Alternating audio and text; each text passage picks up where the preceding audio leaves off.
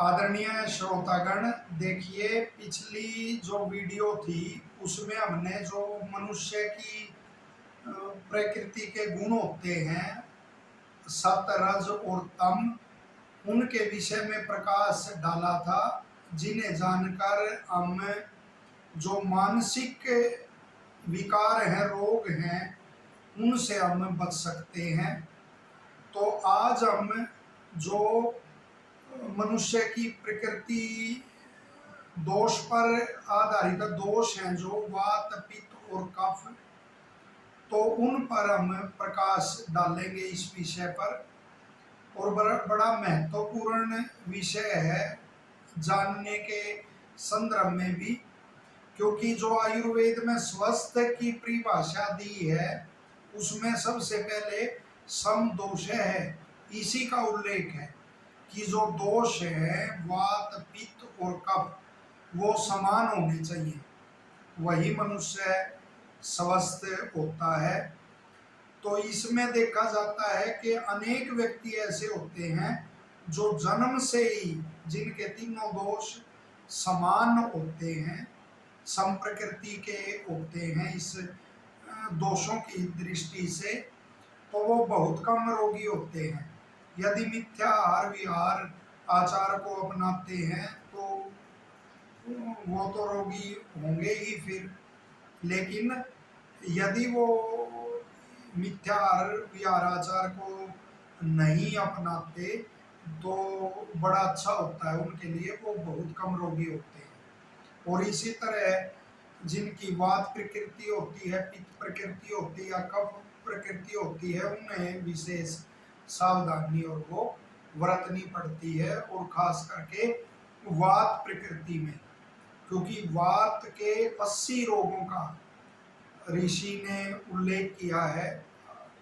ऋषियों ने आयुर्वेद के सत्य शास्त्रों में, तो विशेष ध्यान रखना चाहिए। और हमारी वात प्रकृति है, इसका कैसे पता लगेगा?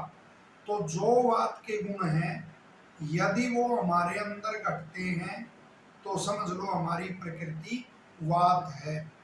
और वात के क्या गुण होते हैं? ऋषियों ने क्या बताया कि रुक्ष है, शीतो, लघु सूक्ष्म है, चलो अथ विशद है, खरे है।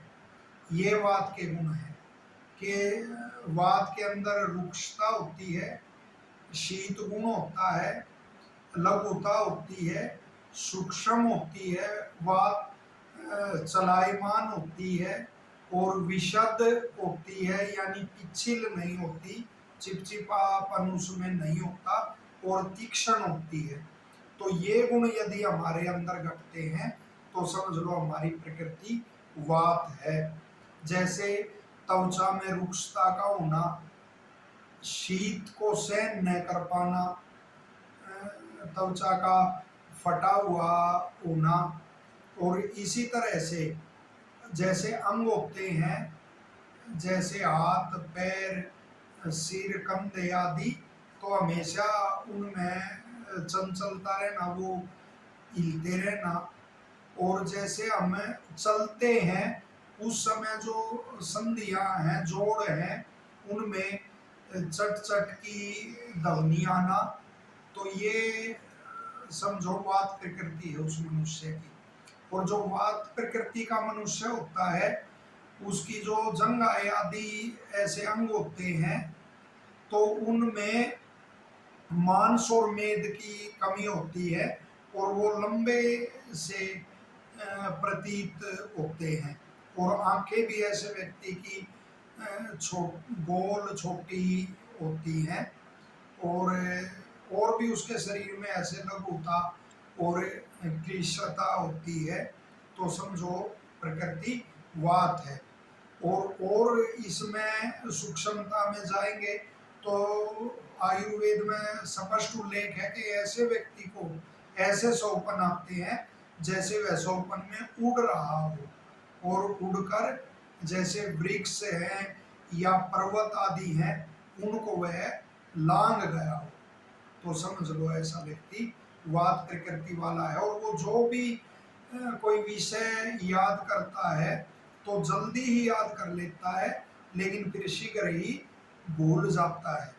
और ऐसा लिखा गया कि ऐसा व्यक्ति क्रोधी होता है, उसकी मित्रता भी स्थिर नहीं होती, वह नास्तिक होता है।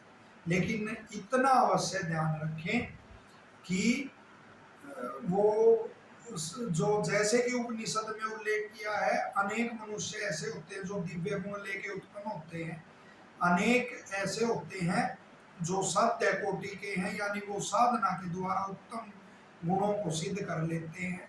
तो ऐसा ही वात प्रकृति आदि प्रकृति के और जो दूसरी प्रकृति के मनुष्य हैं, उनके संदर्भ में भी जानना चाहिए कि वो उनका आहार विहार और आचार यदि अपनी प्रकृति के अनुसार करते हैं और सामान्य रूप से जिसे शुद्ध माना गया है ऐसा आचरण करते हैं, तो वो स्वस्थ रहते हैं और लंबी आयु को भी वो भोगते हैं। और इसके विपरीत यदि कफ प्रकृति है और पित्त प्रकृति है और यदि सम प्रकृति भी है, तो मिथ्या आहार विहार के द्वारा वो वात भी प्रकोपित फिर हो सकती है। तो सामान्य दृष्टि से लेकिन अपनी प्रकृति का पता होना चाहिए कि मेरी वात प्रकृति है तो मेरे को क्या सावधानियां बरतनी है।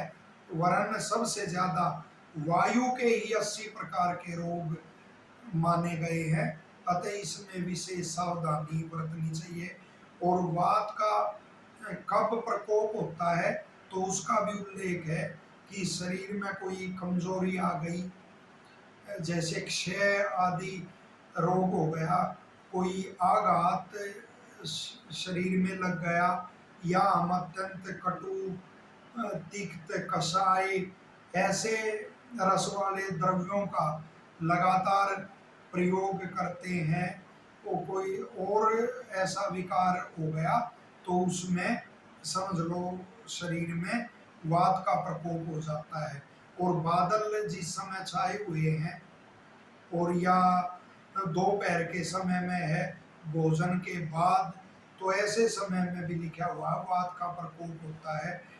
रात्रि जागरण से, दिन में सोने से और अति जागरण करने से, यानी जो जितनी आवश्यकता उतनी निद्रा न लेने से, अति मैथुन आदि करने से, अति साहस का कोई कार्य करने से, तो अति शोक करने से, इन अवस्थाओं में निश्चित तौर पर वात का प्रकोप होता है।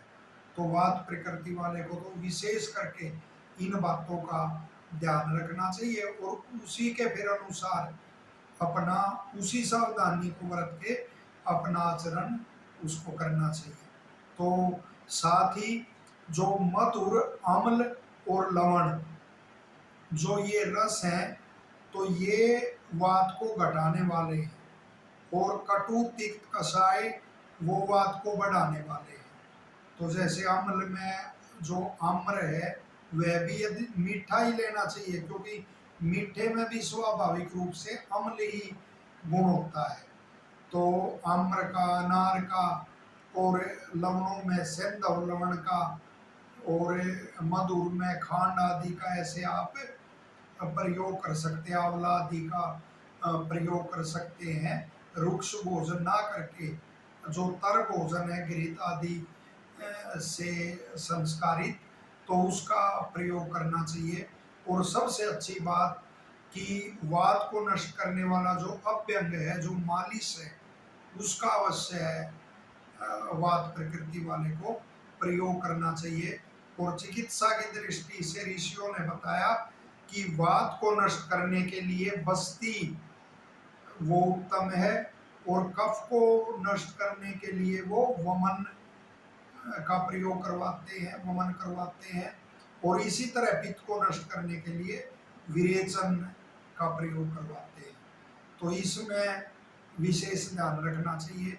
और भी एक बड़ी गहन सूक्ष्मता की बात है, उसका उल्लेख कर रहे हैं और आपसे निवेदन है, आग्रह है, ऐसी सत्य विद्या को फैलाने के लिए, उपकार के लिए जो चैनल है हमारा यूट्यूब चैनल है, उसको सब्सक्राइब आप अवश्य करें, उसको शेयर करें। और भी ऐसे जो वीडियोस कोई और भी बनाता है उनका भी आप ऐसे सब्सक्राइब और वो कर सकते हैं, क्योंकि सत्य विद्या का जितना प्रचार हो उतना ही सुख बढ़ता है। तो जो हम वाद के विषय में बात कर रहे थे, तो ऋषियों ने कहा है, देखिए कितनी सूक्ष्म ऋषियों की विद्या है, वेद की विद्या है, आयुर्वेद की विद्या है। ऋषियों ने कहा है जैसे इंद्रियों का प्रेरक मन होता है, ऐसे ही मन का प्रेरक वायु होता है। तो वायु को प्राण, और मूल रूप में हम कहें प्राण को यदि वश में किया जाए तो मन भी वश में आ जाता है। मन की सभी क्रियाएं ठीक होने से इंद्रियों की क्रियाएं ठीक होती हैं, सुनना, देखना और भी अंगों का जो भी वो है क्रिया वो ठीक होती है। वरना बात प्रकृति वाले की ये पहचान जैसे हमने बता, एक ये भी होती है उसकी इंद्रियां जैसे हाथ पैर सर कंधे आदि वो हिलते रहते हैं, चंचल वो रहते हैं। तो प्राणायाम और साथ ही देखिए मन को वश में करने से, क्योंकि वात प्रकृति वाले का लिखा हुआ है कि उसका स्वभाव क्रोधी होता है, उसकी मित्रता अस्थिर होती है, स्थिर उसकी मित्रता नहीं होती, और नास्तिक ऐसा व्यक्ति होता है। लेकिन यदि मन को साधा जाए तो वो सारे विकार और वो दूर होते हैं।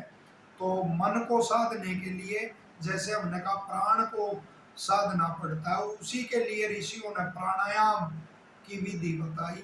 अनेकों प्राणायाम और वो प्रचलित हैं। चलो वो ठीक अपने उसमें लगे हुए हैं, लेकिन यदि योग दर्शन के अनुसार और जो उसकी व्याख्या सरल व्याख्या तृतीय समोल्लास सत्यार्थ प्रकाश के तृतीय समोल्लास में मैं ऋषि दयानंद जी ने की है, तो उसके अनुसार जो 4 प्राणायामों का उल्लेख किया है, यदि आरंभ में वर्ष भर जो बाह्य प्राणायाम है उसका भी अभ्यास किया जाए तो वास्तव में मन को साधने में विशेष सफलता मिलती है।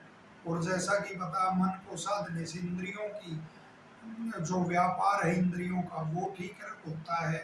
और इंद्रियों का जैसे लिखा हुआ आयुर्वेद में अति योग या मिथ्या योग या हीन योग, इससे रोग होते हैं, फिर उसका प्रसन्न ही नहीं होता।